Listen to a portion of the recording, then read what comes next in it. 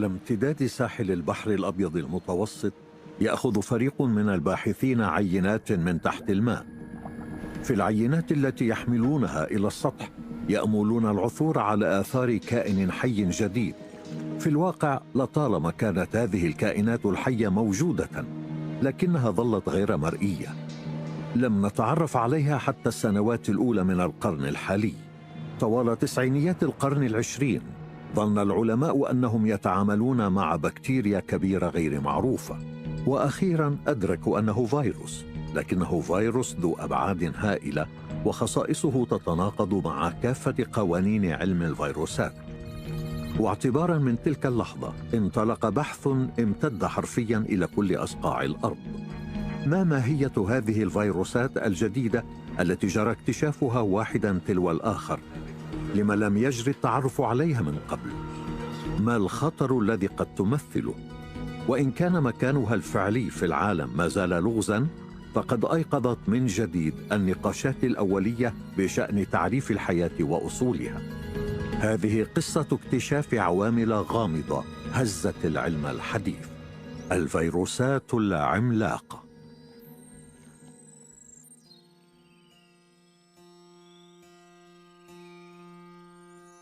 بدأت الحكاية عام 1992 في أنابيب مختبر مستشفى برادفورد شمالية إنجلترا، بينما كان عالم أحياء يعمل على تفشي وباء حمى الفيلق قام بعزل ميكروب غامض، وبالكاد خيل إليه في تلك اللحظة أن اكتشافه سيعصف بتاريخ علم الفيروسات. هذا هو الرجل الذي أشعل شرارة هذه الثورة الصغيرة، تيموثي روبوتهام. لكن اليوم لم يعد تيموثي عالم ميكروبيولوجيا، فقبل بضع سنوات وحين لم يعرض عليه مكتب الصحة العامة في المملكة المتحدة أي منصب ضمن مجال خبرته، تخلى تيم عن البحث لينشئ مركزاً لتجارة الحديد والخردوات في شيبلي القريبة من برادفورد. بدأت هذه المغامرة العلمية بصعوبة هائلة واجهها تيم في محاولة منه للتعرف على هذا الكائن الغريب الذي وجده في برادفورد، وكان يصيب الأميبيات. الأميبا هي كائنات حية تتكون من خلية واحدة تفضل البيئات الدافئة الرطبة، وغالبا ما تصاب بالبكتيريا، مثل البكتيريا الفيلقية التي تشتهر بتسببها بالأمراض التنفسية، وهي عدوى خطرة تصيب الجهاز التنفسي. ما كنا نبحث عنه هو البكتيريا الفيلقية. أردنا معرفة المزيد عما يوجد في أنابيب الميكروبات هذه، وما وجدته كان هذا الشيء الغريب الذي لم أشاهده من قبل. وقد سميته برادفورد كوكس لأنه كان لدي ميكروب آخر من شيفيلد وآخر من ليدز، لكن ميكروب برادفورد كان مختلفاً بعض الشيء. عجز تيم عن فهم ما رآه، كان حالة تسمى ميكروباً غير صحيح. ظننت أنها كانت مجرد بكتيريا.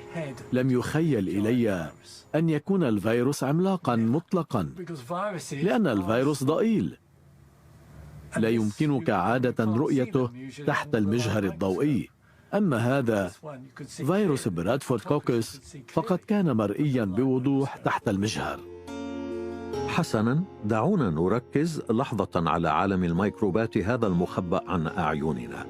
إنه عالم يحكمه نوعان رئيسيان من الكائنات، البكتيريا والفيروسات، وغالباً ما يجري الخلط بينهما بالرغم من اختلاف خصائصهما، ومع ذلك يجمع بينهما قاسم مشترك، فكلاهما غير مرئي لنا، ومع ذلك فهما في كل مكان، حولنا، على أجسادنا، داخلنا، كائنات تقوم بتلويثنا، استعمارنا، ومساعدتنا على العيش أيضاً.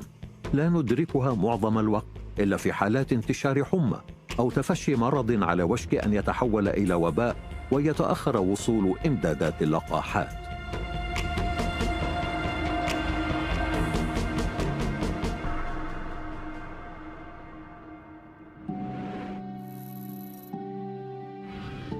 جاءت الثورة الكبرى لعلم الميكروبيولوجيا من خلال دراسات البكتيريا التي أجراها لويس باستور في نهاية القرن التاسع عشر.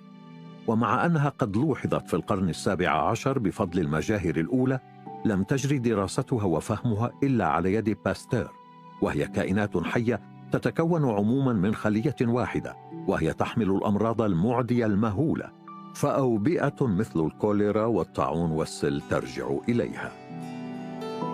أما تاريخ الفيروسات فقد بدأت كتابته عام 1892 حين واجه عالم الأحياء الروسي ديمتري إيفانوفسكي مشكلة كبيرة. مسبب المرض الذي كان يظنه مسؤولا عن مرض تبرقش التبغ كان غير مرئي نهائيا للمجهر وقادرا على الإفلات مما كان يعد حينها آلة العجائب، مرشحة تشامبرلاند المصممة لالتقاط البكتيريا. بعد 6 سنوات وضع عالم الميكروبيولوجيا الهولندي مارتينوس بايجرينك هاتين الفرضيتين جانبا، وللمرة الأولى منح هذا العامل الممرض الدقيق اسم فيروس، وهو اسم مشتق من اللاتينية ويعني السم، وقد تمكن من عزله عن طريق ربط مرشحات دقيقة جدا بمرشح تشامبرلاند. بعد أكثر بقليل من نصف قرن من العمل الذي قام به بايجرينك، حصل الأمريكي فاندل ميرديت ستانلي على جائزة نوبل عن دراساته على الفيروس نفسه المسؤول عن مرض تبرقش التبغ، لكنها كانت جائزة نوبل للكيمياء لا لعلوم الأحياء، لأن الفيروسات لم تكن بعد تعد كائنات حية بل مجرد عناصر كيميائية. وضع الفرنسي أندري لفوف التعريف الحديث للفيروس، فقد كان في الأساس مربعا هندسيا صغيرا خاملا يطلق عليه العلماء اسم جسيم فيروسي أو دخيل، وهو يحتوي على بضع عشرات من الجينات ويحتاج للتطفل على مضيف كي يتكاثر، وهو شبه قرص قابل للإزالة. إن لم يوصل بالحاسوب فلا يمكنك فعل الكثير به. كان هذا المعتقد السائد حتى مطلع القرن ال21، ففي العام 2003 ذهب عالم الأحياء الإنجليزي ريتشارد بيرتلز إلى مرسيليا للحصول على إجازة ما بعد الدكتوراه، وفي حقائبه كانت العينات التي أودعت معه من قبل تيم روبوتام، بما فيها برادفورد كوكيس الغامض الذي كان لا يزال يعد نوعا غريبا من البكتيريا الفيلقية. لكن لم يتمكن الإنجليزي ريتشارد ولا فريق العمل في مرسيليا من اكتشاف سره. ديدييه راولت الاختصاصي في الأمراض المعدية والبروفيسور في كلية الطب في مرسيليا يدير المختبر الذي رحب بالشاب ريتشارد ويتذكر ما جرى أيضا. كنا أول مختبر لعلوم الأحياء المجهرية يشتري منظما أوتوماتيكيا من أجل تحديد البكتيريا غير المعروفة، وبهذا أصبح ذلك مجال اختصاصنا. بدأنا باختبار مجموعات كاملة من هذه الميكروبات، وبالتالي حين كان ريتشارد بيرتلز يبحث عن مكان ليجري فيه بحوثه لإجازة ما بعد الدكتوراه، قصدنا ليتمكن من استخدام هذه التقنيات للتعرف على مجموعة البكتيريا التي يحملها بحوزته والتي حصل عليها من تيم روبوتام، والتي جرى تحديد كينونة أول 5 بينها كأنواع من البكتيريا الفيلاقية. أطلقنا على أحدها اسم ليجيونيلا روتوبوتامي، وذلك تكريما لروبوتام الذي فرز، ثم غادر قبل أن نتمكن من التعرف على النوع السابع، ولم نتمكن من تحديده لأن هذا الجهاز الذي يفترض أن يكون شاملا للبكتيريا على المستوى العالمي لم يفلح في ذلك. في المختبر كان عالم أحياء مخضرم وشغوف بالألغاز يدعى برنار لاسكولا قد شعر بأن الحاجة تدعو إلى منهج جديد أو وجهة نظر جديدة. في ذلك الوقت كنت قد بدأت أجد متعة كبيرة في تعريف البكتيريا الجديدة، فقد حاولت التعرف على هذه البكتيريا بعد عدد من المحاولات الفاشلة. في النهاية قلت لنفسي فلنرى كيف سيبدو شكلها تحت المجهر الإلكتروني، ربما يوصلني هذا لطرف خيط، لكنني لم أكن أتخيل أنه قد يكون فيروسا.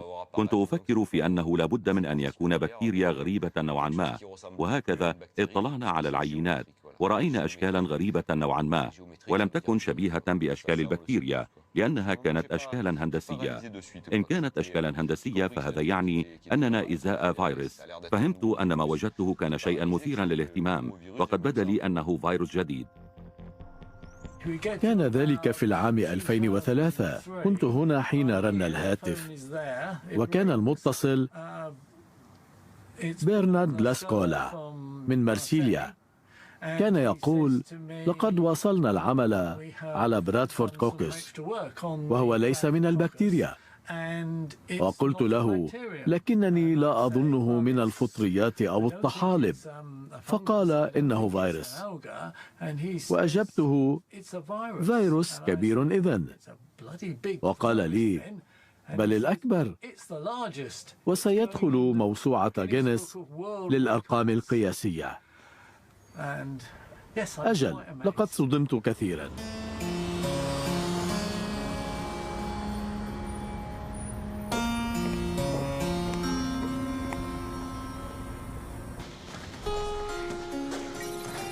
مرحبا. أهلا، معك ريتشارد. أجل، تشرفت بلقائك. هل أنت بخير؟ أجل. جيد. التقت تيم مرة أخرى بريتشارد الذي يعمل الآن أستاذا في جامعة ستانفورد في مانشستر. إنها المرة الأولى التي يريان فيها بعضهما بعضا منذ زمن بعيد، ولولا الحدس الذي تمتع به كل منهما لم يكن أي من ذلك ليحدث. كان تيم يقوم بمحاولات يائسة لإيجاد مكان لها وسط هذه الأنظمة الغامضة، وقد ناقشت الأمر مع رئيسي في لندن الذي قال: اسمع، لن نفعل أي شيء ما دمت هنا يا ريتشارد، لما لا تأخذها إلى مارسيليا؟ ربما يمنحك ديدييه راولت بعض الوقت من عطلته الأسبوعية للعمل معك. كانت لتدمر لو لم يقم ريتشارد بنقلها. لا أحد كان يريدها. والآن نرى اكتشافنا كوكس في الصحيفة المحلية. لقد نشروا هذا الرسم، حيث نرى الفيروس العملاق في الثلاجة. في الواقع لم أكن سوى وسيط، لقد أديت دور الوسيط بين لندن ومارسيليا، لكن أجل كان ذلك رائعا، كان اكتشافا رائعا. صحيح، كان مذهلا بالفعل. ها هو الاكتشاف. كان برادفورد أكبر الفيروسات، وكان أول الفيروسات العملاقة المكتشفة على الإطلاق، وقد أعيدت تسميته ميمي فيروس. نشر فريق ديدييه راولت في مرسيليا اكتشافهم لميمي فيروس الذي يرمز رسميا لمصطلح الفيروس المحاكي، وهو الفيروس الذي يشابه البكتيريا جزئيا.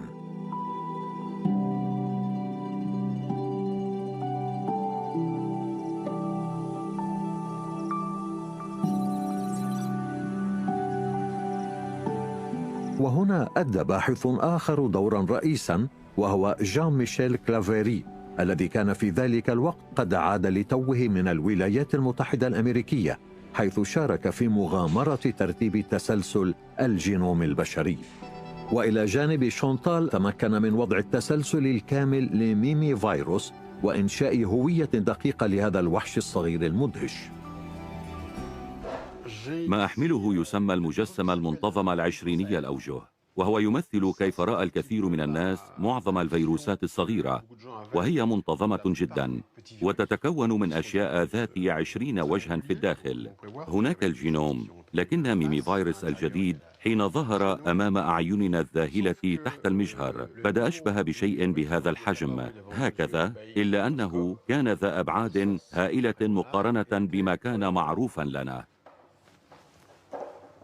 المفاجأة الثانية التي كان ميمي فيروس يخبئها اكتشفناها حين وصلنا إلى الداخل، وبدأنا بدراسة الجينوم الخاص به. في فيروس تقليدي نحن ننظر إلى ما يقارب 10,000 أو ربما 100,000 من النيوكليوتيدات كما نسميها، ويمكن اعتبارها أحجار البناء. في هذا الفيروس وصل عددها إلى 1,000,000 أو أكثر بقليل حتى، ما يعني أن هناك حوالي 1000 جين تكون هذا الفيروس، أي قرابة 1000 بروتين. بينما في الفيروسات التقليدية مثل فيروس نقص المناعة المكتسب والمسمى بفيروس الإيدز لا نجد أكثر من 12 جينا. لم يسبق أن شوهد شيء كهذا الفيروس المعقد من قبل، لكنه على الرغم من ذلك لا يزال فيروسا. إذن ما هي طريقة العدوى وكيف يغزو ضحاياه؟ الأميبا في البيئة السائلة التي تحبها تصادف ميمي فيروس، ونظرا لحجمه الكبير فهي تفترض أنه طعامها المفضل وهو البكتيريا. وفي اللحظة التي يلتقيان فيها تتصل شعيرات ميمي فيروس بغشاء الأميبا، فتتذوق الأميبا أطراف الشعيرات لتجدها حلوة المذاق كما تلك التي تحملها البكتيريا. حينئذ تنشر الأميبا التي جرى تضليلها أصابعها التي تشبه المجسات وتغلف ميمي فيروس إلى أن تلتهمه تماما. وفق المبدأ تقوم الأميبا بهضم وجبتها أثناء احتجازها داخل الفجوة اليبلوعية التي تشبه الفقاعة، لكن في هذه الحالة يفتح ميمي فيروس فمه الذي يشبه النجمة ويبدأ بامتصاص غشاء الفجوة اليبلوعية، مشكلا نفقا يمثل نقطة دخول مباشرة إلى داخل الأميبا. يمكن الآن للجسم الدخيل أن يبدأ بالعمل. يرسل ميمي فيروس حمضه النووي إلى السائل الداخلي للأميبا، وهناك يمكنه الشروع بنسخ جيناته، أي أن يقوم بطباعة نسخ من جيناته باستخدامها. بهذا فهو يسير الأميبا لبناء كل الأدوات اللازمة لإنشاء فيروسات ميمي فيروس جديدة، وبهذا يبدأ الاختراق الكبير.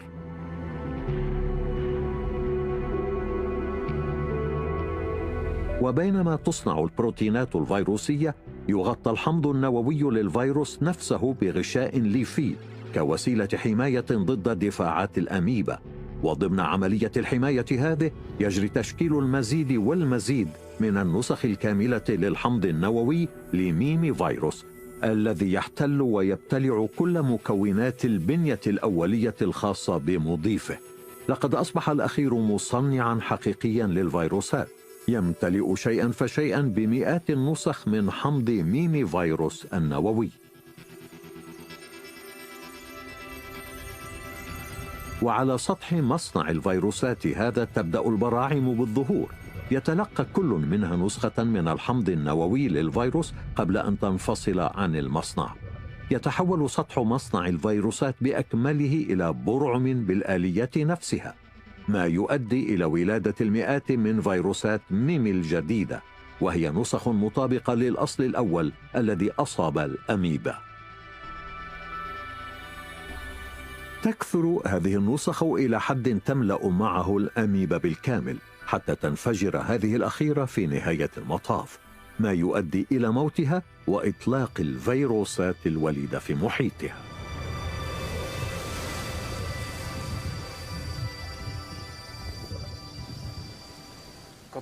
عندما بدأنا بتحليل هذا الفيروس رأينا عددا من الأشياء المدهشة.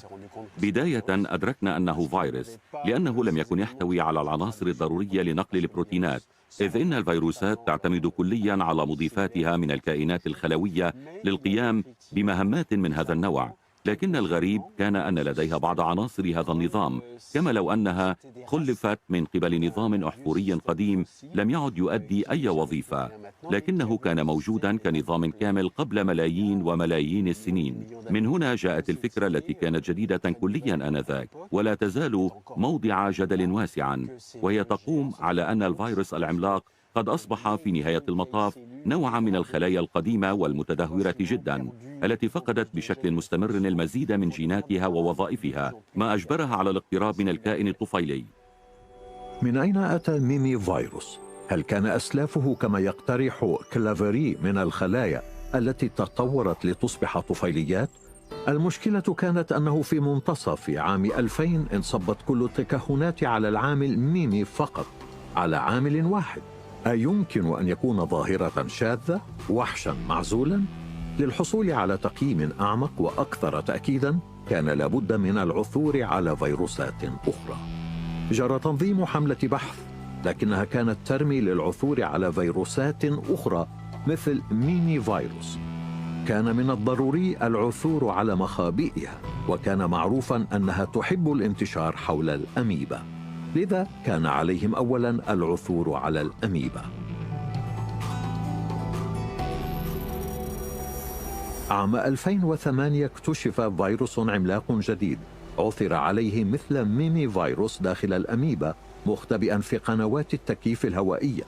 بهذا أزيل القناع عن نوع آخر من فصيلة ميمي فيروس كان أكبر حجما وذا جينوم أكثر تطورا وحاز اسم ماما فيروس، وبهذا لم يعد ميمي فيروس وحيدا. أرسل ماما فيروس مباشرة إلى مختبر راوولت وبرنارد لاسكولا في مرسيليا، ومن هناك أتت المفاجأة الثانية. لقد أصيب الفيروس العملاق بفيروس صغير ذي أبعاد طبيعية سمي الفيروس سبوتنيك. إذن فقد ظهر نوع جديد من الفيروسات، وهو فيروس الفيروسات، فيروس آكل كما يسميه العلماء. الفيروس الآكل صغير جدا ويشغل حوالي 20% من حجم الفيروس العملاق ميمي فيروس، ولكي يدخل الجسم المضيف فإنه يستفيد من الفتحة التي يحدثها الفيروس الكبير، لأنه بحد ذاته صغير جدا بحيث لا يمكن للأميبا رؤيته، وبالتالي لن تخلط بينه وبين الغذاء. وبمجرد أن يدخل فهو ينتظر بصبر بينما يقوم الفيروس الكبير بإنشاء المصنع الفيروسي، وحين يحدث ذلك ينتهز الفيروس الآكل الفرصة ليقفز إلى الداخل وينسخ الخريطة الجينية الخاصة به منتجا الجسيمات. فالمسألة في جذرها عبارة عن إصابة فيروس بعدوى فيروسية، مما يفضي إلى إصابة الفيروس العملاق بمرض. أثار هذا الاكتشاف المزدوج التشكيك في تصنيف الفيروسات العملاقة ككائنات حية. إن كان فيروس مثل الفيروس الآكل يحتاج إلى التطفل على ماما فيروس بهدف العيش أو استخدام آلياته للتكاثر، أيعقل أن يعد ماما فيروس كائنا حيا؟ لم يسبق أن كانت حدود مفهوم الحياة مبهمة لهذه الدرجة. ففي النهاية وبرغم درجة تطورهما ما زال كل من ميمي وماما فيروسين. إذن كائنات حية أم غير حية؟ يدير باتريك فورتير مختبرا لعلوم الأحياء المجهرية في معهد باستير، وإليكم وجهة نظره في هذا الموضوع. يرى الكثير من الباحثين أنك لتكون حيا يجب أن تمتلك خلية وتفاعلات حيوية مستمرة. لقد أدركت أنهم يعدون الفيروسات كائنات غير حية، وذلك لأننا نميل على نحو أساسي إلى تحجيم الفيروس وحده بتصنيف كجسيم فيروسي. في الواقع الجسيمات الفيروسية كيانات خاملة ولا تجري عندها تفاعلات حيوية، إلا أن الفيروس لا يقتصر على هذا، كما أن له مرحلة معدية حيث ينشر جيناته وينسخها داخل الخلية المصابة. لقد اقترحت مفهوما جديدا، دعنا نسميه مفهوم الخلية الفيروسية، مع النظر للغرض الدقيق المتمثل بإبراز هذه المرحلة التي يقوم الفيروس خلالها باحتلال الخلية المصابة، وهي عبارة عن بكتيريا أو أركيا أو يوكاريوت، وتحويلها إلى فيروس، لأن هذه الخلية المصابة لا تستطيع في أحيان كثيرة إبراز جينومها الذي ربما يكون قد تعرض للتلف بسبب الفيروس. ما تبقى لدينا الآن هو خلية لا تحتوي إلا على الجينوم الفيروسي في حالات معينة. هذا الجينوم الذي سيجري تكراره وسيجري نشره هنا يمكننا اعتبار الفيروس حيا. الأمر مرعب حين تفكر فيه إن الفيروس يستحوذ على الخلية بالكامل وبطريقة ما يحولها لتصبح هو نفسه. لهذا السبب أقول إن الفيروسات حية. قد لا يبدو هذا الأمر جللا، لكنه ثورة مفاهيمية صغيرة في عملية النشوء، لأننا إذا قبلنا أن تكون الفيروسات وبالتالي الفيروسات العملاقة كائنات حية أو مشاركة في عملية حيوية بأي شكل كان، عندئذ فإن ميمي وأبناء عمومته ثمرة تاريخ طويل نسبيا مثلنا تماما، ويجب أن يكون له مكان في شجرة الحياة. منذ اكتشاف ميمي فيروس لم ينفك الباحثون يناقشون هذا السؤال: هل للفيروسات العملاقة مكانها في شجرة الحياة؟ فعلى مر التاريخ سعى الإنسان باستمرار إلى تصنيف العالم من حوله ولتصنيف الأنواع الحية، وسرعان ما أدى هذا الجهد إلى وضع ما يسمى شجرة الحياة. في القرن الثامن عشر أسس عالم الطبيعة المجد كارل فون لينيه أول نظام تصنيف للأجناس المختلفة بناء على خصائصها الفيزيائية. في وقت لاحق قدم داروين فكرة التطور، ورسم في أحد دفاتر ملاحظاته تلك الشجرة التي أظهرت كيف تتفرع الأجناس من سلف مشترك. أول رسم تخطيطي لشجرة تطورية، الشجرة التي سيجري إعادة رسمها وتعديلها مع تقدم المعرفة. في النصف الثاني من القرن العشرين ظهر تصنيف يعتمد على المعرفة الجديدة في المجال الجيني، وقد قام بتنظيم العالم الحي بأكمله بشكل مختلف عما قام به لينيه. وفي أسفل هذه الشجرة التي تعرف باسم شجرة التطور، حيث يمكن العثور على فرعين رئيسيين يسمى كل منهما المجال. الأول هو اليوكاريوت أو البدئيات، وتعني حرفياً الكائنات الحية التي تحتوي خلاياها على النوى، وهي النباتات والحيوانات والفطريات ونحن. والثاني هو بدائيات النواة أو البروكاريوت، وهي الكائنات الحية التي لا تملك النوى والتي تعني البكتيريا. تخيلوا قاعة كبيرة ذات جدران عالية بشكل غير متناسب. أسفل أحد هذه الجدران تتكئ صور أسلافنا في انتظار أن يجري تعليقها، لكن الصورة الأولى التي يجري تعليقها هي صورة سلف مشترك لمجالي الحياة الكبيرين. إنه لوكا، وهو اختصار السلف الشامل الكوني الأخير، ومنه ينمو فرعان من الحياة، ومنهما تمتد الشجرة الضخمة بكاملها.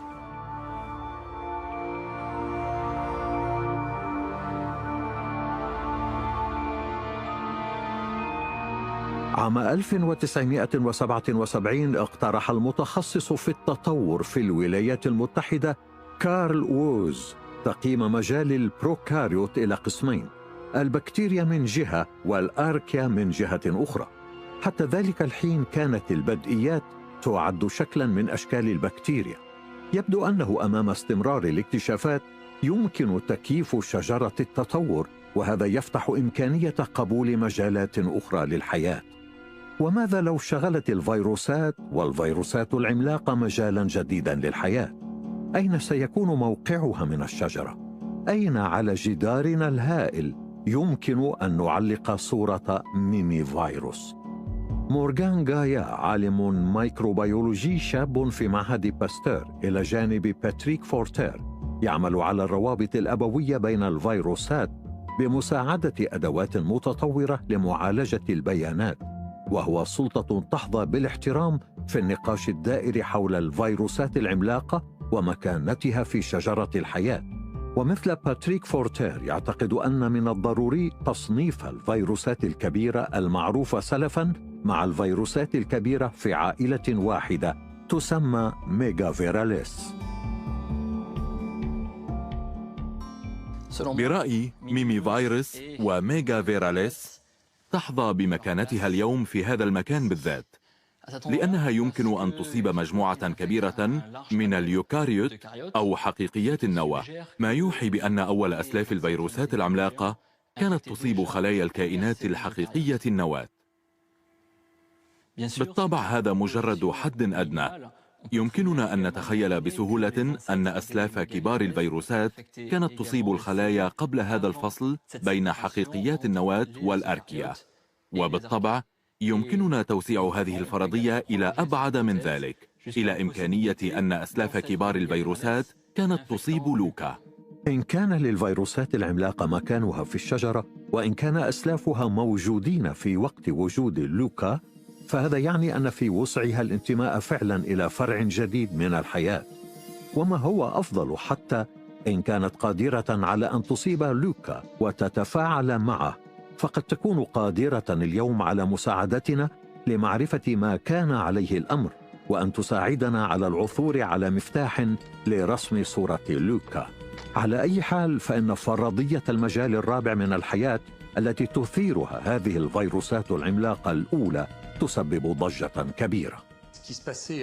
المسألة اللافتة المتعلقة بالفيروسات هي أن وجود عدد قليل جدا من الجينات يعني أن من الصعب جدا بناء شجرة لتاريخ هذا الجين. وبما أن ميمي فيروس يحمل الكثير من الجينات، فلهذه الفيروسات العملاقة خريطة جينية كبيرة، وهذا يمكننا من الربط بين البكتيريا البدئيات وحقيقيات النواة، وهي تشكل فرعا منفصلا، ما يعني أنه ليس مشتقا من شيء كان موجودا مسبقا. ولدت 4 فروع، أحدها يحمل جينات الفيروسات العملاقة، وجينات أخرى للأركيا، وثالثة لحقيقيات النواة، ورابعة للبكتيريا.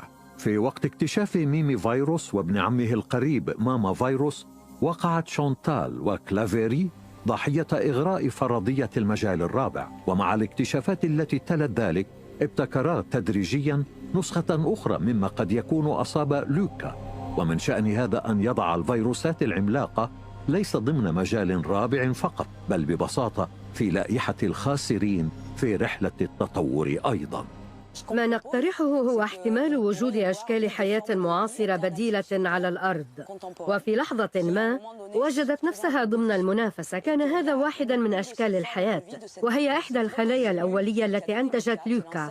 إنه سلف الحياة الخلوية، وإن الكائنات الأخرى التي خسرت المنافسة على البقاء اضطرت للتحول إلى كائنات طفيلية على الفائزين بهدف نشر جينومها، والاستمرار في الوجود مرتبط ولو بشكل مؤقت بالعالم الخارجي. ما زال النقاش مفتوحا، لكن فكرة وجود صلة وثيقة بين الفيروسات العملاقة والعالم الخلوي تؤكدها الاكتشافات الجديدة التي تضع عالم الفيروسات العملاقة على مقربة منا. لقد انتشر عامل جديد في الدم البشري ووصل الدخيل إلينا. العامل المكتشف في مركز نقل الدم في مرسيليا سمي ببساطة فيروس مرسيليا، وبعد دراسة مستفيضة أثبت فيروس مرسيليا أنه أصغر من ميمي وماما فيروس، والأهم من ذلك هو أنه كان يحمل جينوما يسمى الوهمي، يحتوي على فسيفساء من الجينات ينحدر جزء منها من العالم الفيروسي والآخر من العالم الخلوي. يمثل فيروس مارسيليا إشكالية كبيرة لنا، لأننا بدأنا نعثر عليه في دماء المتبرعين، ثم وجدناه في خلية عقدية لطفل مصاب بالتهاب الغدة. نحن نعمل الآن على مضاعفات هذه الإصابات، وهذا مثال آخر يشير إلى أنك حين تفتح عينيك على عالم كنت ترفض الالتفات إليه، فإنك لن تجد مجرد أشياء بسيطة بل أكواما من الأمور الجديدة. هل يمكن أن تكون الفيروسات العملاقة في كل مكان؟ في كل بيئات الكوكب؟ أو أينما وجد مضيف محتمل؟ إن كان الأمر كذلك فلا يمكن للباحثين تجاهل بيئة تشغل 70% من سطح الكوكب.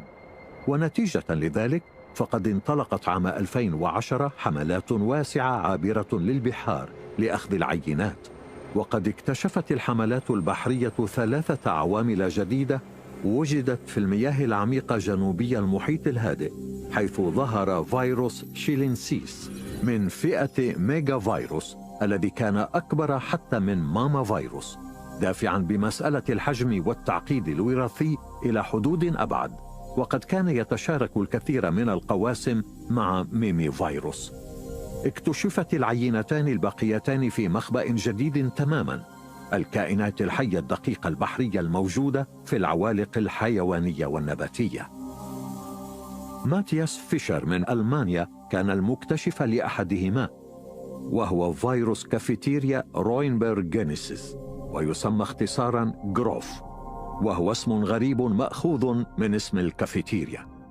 لا تزال بيئة الفيروسات العملاقة مدروسة إلى حد ضئيل، وفي الوقت الحالي عزلت معظم الفيروسات العملاقة في الأميبا، حيث لا تتطفل إلا على مضيف واحد، حيث يمكنك عزل عائلة كاملة من الفيروسات. يمكننا الآن أن نستقرئ أن كل هذا يرجع إلى تنوع الخلايا الأحادية التي لا نجدها في المحيطات فحسب، بل وفي البيئات البرية أيضا، ولدينا بالفعل أدلة على كائنات حية أخرى مصابة بفيروسات عملاقة، وبناء على هذا فلا بد من وجود تنوع هائل كنا نتجاهله. يمكننا القول إن هناك مسارين بقي أحدهما، ويتمثل بالفيروسات التي تصيب الأميبا، وتتكون من الفيروسات التي لا تزال تتمتع بجينوم هائل من أكثر من 1,000,000 زوج قاعدي. تليها فئة أدنى ذات جينوم بنصف الحجم التي تصيب بدورها مجموعة كبيرة ومتنوعة من الأوليات البحرية، وربما تكون هي ما يسبب التأثير الهام في السيطرة على تعداد العوالق في البحار. بهذا فإن لدينا عائلتين تنحدران من سلف واحد مشترك. كلافيري وشونتال إلى جانب باحثين هولنديين تمكنوا من تحليل الجينوم PGV16TA، وهو عامل جديد يصيب نوعا من الطحالب الأحادية الخلية فيسستيز جلوبوزا، ويوجد عادة في العوالق النباتية البحرية. ومن خلال إصابة عوالق المحيطات تؤدي هذه الفيروسات العملاقة دورا مركزيا في تباين تكاثر الطحالب، وبالتالي في مستويات ثاني أكسيد الكربون، وبذلك يكون لها تأثير كبير ومفهوم قليلا في المناخ. في هذه المغامرة تظهر الاكتشافات واحدا تلو الآخر بتداعيات غير متوقعة، وفي مختبرات كلافيري وشونتال لم يتح لهما الوقت الكافي لتحليل كل العينات من قبل. وفي عام 2013 اندلعت ثورة جديدة، ثورة تمثلت في شكل كرة رجبي. بعد تحليل العينات الجديدة التي وصلت في وقت واحد من تشيلي وأستراليا، أجبر كلافيري وشونتال وفريقهما على الاعتراف بما هو جلي، أنهم إزاء عائلة مختلفة بالكامل من الفيروسات العملاقة، وقد أطلقوا عليها اسم فيروسات باندورا. يذكر هذا الاسم بصندوق باندورا، فقد يترتب على اكتشافها عواقب لا يمكن التنبؤ بها، لكنها حتمية بالنسبة إلى علم الفيروسات ككل. ولم يكن شكلها غير الهندسي ميزتها الأصلية الوحيدة، فقد احتوى جينوم فيروس باندورا على 2500 جين، أي ضعف ما يحتويه جينوم ميمي فيروس، ما يعادل 10 الجينوم البشري. لم يسبق أن وجد فيروس عملاق يشبه الخلية. لدينا هنا انطباع بأننا نواجه شيئا يمكن أن يشبه الخلية، إلا أنه لا يشبه أي خلية نعرفها. من ناحية الشكل كانت مختلفة جدا. أسميناها أنالاف اختصارا لمصطلح شكل جديد للحياة باللغة الإنجليزية. ومن خلال دراسة دورة العدوى بكاملها استنتجنا أنه كان في الواقع فيروسا. لأن طريقة باندورا في نقل العدوى كانت فيروسية ومثل ميمي فيروس تماما، يسمح باندورا لمضيفه بتغليفه وابتلاعه في ذلك النوع من الفقاعات المسمى الفجوة اليبلوعية. وبمجرد أن تجري العملية فهي تشبه إلى حد بعيد تلك التي يقوم بها قريبه ميمي فيروس، حيث يفتح الجسيم الممر المباشر لينشر حمضه النووي. ومع ذلك فليس لدى باندورا باب، بل سدادة المخاطية تقع في أقصى قفيصته التي تشبه القارورة، ومن خلال هذا الشكل الفموي ينشر الحمض النووي عبر الأميبا.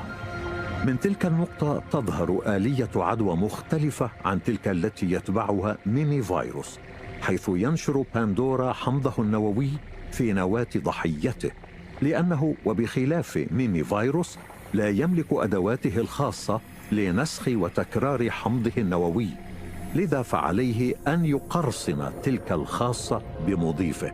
لكن هذه الأدوات موجودة على مستوى الحمض النووي للأميبا، وهي محمية نظريا في النواة الخلوية. لكن يبدو أن هذا الملجأ غير كاف، إذ لا يواجه حمض باندورا النووي أي صعوبة في اختراق النواة وإيقاف النسخ الجيني باستخدام أدوات القرصنة. وكفيروس حقيقي يقوم باندورا بعد ذلك ببناء بروتيناته خارج النواة مستخدما آليات ضحيته. في الوقت نفسه تبدأ نواة الأميبا المتأثرة بهذا الاحتلال بالتدهور. في حالة باندورا نواة الأميبا نفسها هي ما يتحول إلى ما يشبه مصنعا للفيروسات، حيث تكون جينات الفيروس متصلة حرفيا مع جينات المضيف، وهي حالة مواتية لتبادل الجينات أو حتى لإنشاء جينات جديدة في حالة أشبه بمعرض للجينات. في أضلاع النواة تحاك جزيئات فيروسية جديدة من الأعلى إلى الأسفل،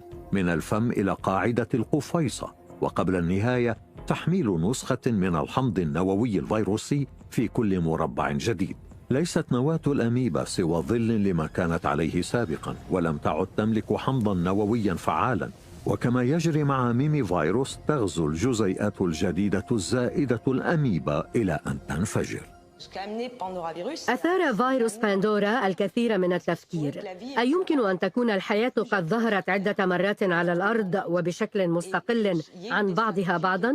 وأن تكون هناك استراتيجيات اتبعتها أنواع معينة من الأسلاف ولم تتبعها أنواع أخرى؟ حين تواجه فيروس باندورا فسيتشكل لديك انطباع بأن الاستراتيجيات المتبعة من قبل هذا الفيروس لا تمت بصلة لتلك التي يجري توظيفها في العالم الخلوي. أمام ميمي فيروس ومن ثم شيلينسيس من فئة ميجا فيروس كان الباحثون مرتاحين بدراسة الفيروسات العملاقة كأحفاد للخلايا القديمة التي فقدت جينات معينة وقدرات معينة بعد أن مرت بمسيرة تطور مختزلة. أما باندورا بجيناته الهائلة والمجهولة فقد صعق الجميع. فأمام فيروس باندورا لا مزيد من الحديث عن تطور اختزالي، على العكس تماما. نحن نواجه كائنا يبدو أنه قد اكتسب جينات جديدة، جينات غامضة. من أين أتت؟ هل قام بسرقتها؟ هل قام بإنشائها؟ تضعنا الفيروسات العملاقة أيضا أمام سؤال لم يطرح من قبل بشأن ظهور الجينات. نحن نعلم أن الفيروسات العملاقة يمكن أن تندمج في جينومات خلايانا، وقد وجدنا جينومات حقيقية النواة حيث يمكن للفيروسات العملاقة إنشاء 200 جينة أو 300 أو 400 وبروتينات جديدة ونشرها داخل كائن حي دفعة واحدة، وهذا خليق بإحداث تغيرات كبيرة. لإعطائكم فكرة، إن أخذنا الجينوم البشري فإن 2% فقط منه تتوافق مع أنواع الجينات لدى حقيقية النواة، أي مع الجينات التي ورثناها من سلف جميع الكائنات الحقيقية النواة التي نتشاركها مع الحيوانات، و8%، وهذا يعني 4 أضعاف النسبة. تلك فيروسات نسميها الفيروسات الراجعة أو المرتدة، وهي تنتمي للعائلة نفسها، فيروسات مثل فيروس الإيدز. لذا فنحن نحمل حالات العدوى السابقة هذه، وهي تؤدي دورا كبيرا في تطورنا. من الواضح أن الفيروسات العملاقة تلزمنا لإعادة تعريف مفهومنا عن التنظيم وعن تطور الحياة وعن تصورنا لمفهوم التطور المشترك. مفهوم التطور المشترك مهم جدا، ولا سيما في حالة الفيروسات، حيث يمكننا أن نرى أن الفيروسات تتطور مع الكائنات الخلوية، ويحدث التطور المشترك بين الفيروسات والخلايا، وبين الفيروسات العملاقة والفيروسات الآكلة، أو بين الفيروسات والفيروسات، وربما بين الخلايا الطفيلية والخلايا المتطفلة، وبين الحشرات والنباتات والحيوانات أيضا. جميع الكائنات والكيانات الحية تتفاعل معا على نحو دائم، وتتعاون معا بصورة مستمرة. هذا جلي تماما. بين تموجات أنهار السيبيريتين اللامنتهيتين قام فريق من الباحثين من معهد بوشينو لعلوم الأحياء الواقع إلى الجنوب من موسكو بحملة كبرى لأخذ العينات مما يسمى التربة الدائمة التجمد، وهي الأرض التي تبقى متجمدة في أقصى الشمال. العينات التي جمعت عن عمق 15 مترا تحت سطح الأرض أشبه ما تكون برحلة عبر الزمن، فكل شيء قد تجمد على ما كان عليه قبل 30,000 عام، وكأنه فتات متبق من العصر الجليدي. وهنا كانت ليوبا شماكوفا المكتشفة التالية لعامل جديد، العامل الذي وجد في الصقيع بيتوفيروس. يحتوي جينوم بيتوفيروس على 500 جين فقط، وبالرغم من تشابهه مع فيروس باندورا من ناحية الشكل، إلا أن طريقته لإصابة ضحيته أقرب ما تكون لطريقة ميمي فيروس. فلتكرار نفسه يقوم بيتوفيروس ببناء مصنع الفيروسات الخاص به من دون استخدام نواة الأميبا، وبالتالي ينشئ عائلة جديدة من الفيروسات العملاقة وهي الثالثة. كان البحث في مجال الفيروسات العملاقة اكتشافا مدهشا لي. حين التقيت جون ميشيل كلافيري لم أكن مدركة حتى لوجود كائنات كهذه، وحقيقة أن يجري حفظها في الرواسب الصقيعية كانت مفاجأة بالفعل. ومع ذلك فإن لدينا الخبرة الكافية في هذا المجال ضمن مختبراتنا.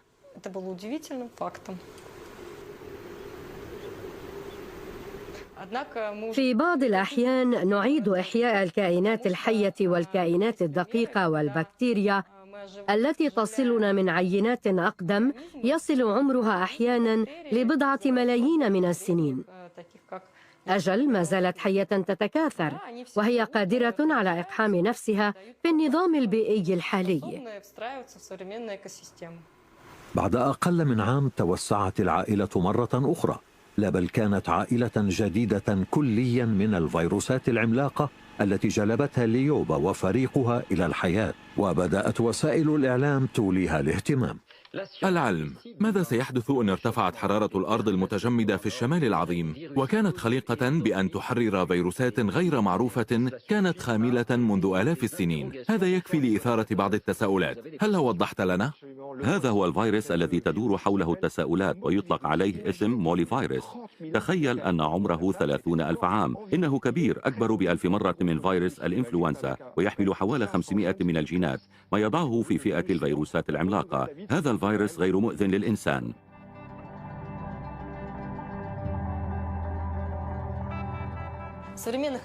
في الأنظمة البيئية الحالية للتندرا في المناطق التي كانت تتكون من التربة الصقيعية منذ آلاف السنين، نشهد ذوبانا ثابتا لهذه الكتل المتجمدة. على امتداد ضفاف الأنهار والشواطئ البحرية كل عام نشهد كتلا ضخمة، أطنانا من مساحات الجليد الذائب، انهيارات، ومجمل التنوع البيولوجي المتكون في الرواسب يخترق النظام البيئي ويصبح عاملا نشطا. وهذه ظاهرة عالمية، ولا سيما اليوم أمام اتجاه العالم بأسره نحو الاحتباس الحراري. يمكننا رؤية هذا في كل مكان. وقد ظهرت وظائف جديدة مرافقة لهذه الاكتشافات، فمولي فيروس السيبيري وبيتو فيروس يظهران لنا قدرة على البقاء على قيد الحياة، منعزلة في شكلها كجسيمات فيروسية غير نشطة. وفي ظل درجات حرارة متجمدة وبعيدة عن الضوء ولحقب جيولوجية فعلية، حين تتغير هذه الظروف يمكن أن تنشط من جديد في أي لحظة في حال وجود خلية مضيفة. يبدو كل هذا دليلا على فرضية خلودها. يسلط هذا الاكتشاف الضوء بالدرجة نفسها على نسبية معرفتنا بالتنوع الحيوي المجهري. بمجرد استكشافنا لبيئات جديدة سيبقى علم الأحياء الدقيقة الأرضي مجهولا إلى حد كبير. إنها فترة رائعة لكل من يريد دراسة العلوم. إننا نسير في الوقت الحالي على درب من الاكتشافات. ينبغي أن نكون حذرين كما لو كنا رسامي خرائط في القرن السادس عشر، ما يعني أننا بحاجة إلى التمهل، إذ لسنا ملمين بكل تفاصيل الجزر. ومن المحتمل أننا سنستكشف جزرا أخرى تنبثق على سطح الماء وأن يختفي بعضها، ما يستدعي تغيير الخرائط. كل من قرر رسم خريطة للعالم في القرن السادس عشر كان مصابا بالجنون، ففي كل عام كان شيء جديد يكتشف. إذن فمن غير العقلاني وضع النظريات العامة حين تكون الحقيقة أننا نكتشف أشياء جديدة يوما تلو الآخر. وهذه الاكتشافات الجديدة كل يوم تعني أن معرفتنا في الوقت الحالي غير مستقرة، لذا يجب أن نأخذ بعض الوقت قبل إعادة صياغة النظريات، وهذا شيء أوافق عليه. هذه الفيروسات العملاقة التي لم يحلم بها أحد قبل حوالي 12 عاما مضت تعيد رسم الروابط بين العالم الفيروسي وعالم الخلايا الحية. لقد شككت في تعريفنا لما هو حي، ودفعتنا للاعتقاد بأن ظهور الحياة على الأرض ربما كان مصحوبا بتنوع أكثر غنى بالأشكال الحية مما كان متوقعا في السابق. نحن نرى أن الفيروسات العملاقة تمثل في الواقع جزءاً لا يتجزأ من العالم الفيروسي، وأنها في ضوء هذا ومثل الفيروسات الأخرى يجب أن يكون لها دور استثنائي إلى حد ما فيما يتعلق بتشكيل شجرة الحياة، ليس عبر انحدار مباشر وفق الطريقة التي يمكننا من خلالها تصور مجالات الحياة الخلوية، بل من خلال مسؤوليتها عن كميات هائلة من الانتقالات بين المجالات. لذا بشأن تحديد موقع الفيروسات العملاقة على هذا المستوى نحتاج إلى تشبيهها بنبات معرش يمد فروعه باتجاه الكائنات الحقيقية النواة. هناك يمكننا أن نجدها، وهناك كانت تفاعلاتها وتجلياتها الكبرى. إن رأينا الأمر من هذه الزاوية فإن الفيروسات العملاقة أدوات أكثر استثنائية حتى، وهي تسمح لنا أخيرا باتخاذ خطوة باتجاه تطور العالم الفيروسي مع العالم الخلوي في آن واحد.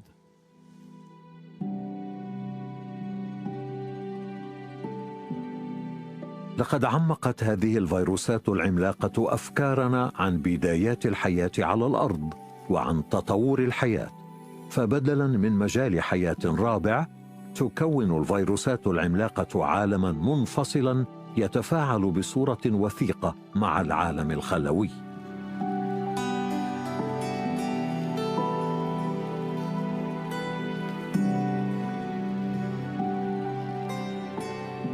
قد تمهد دراسة هذه الفيروسات أيضاً الطريقة للبحوث الطبية تطبيقية، أيمكنها أن تساعدنا حتى على فهم أصل الخلل الخلوي أو لتوضيح أصل الأمراض التي نسبت خطأ في السابق لعوامل ممرضة؟ ومن يدري، أيعقل أن تمكننا أخيرا من علاجها؟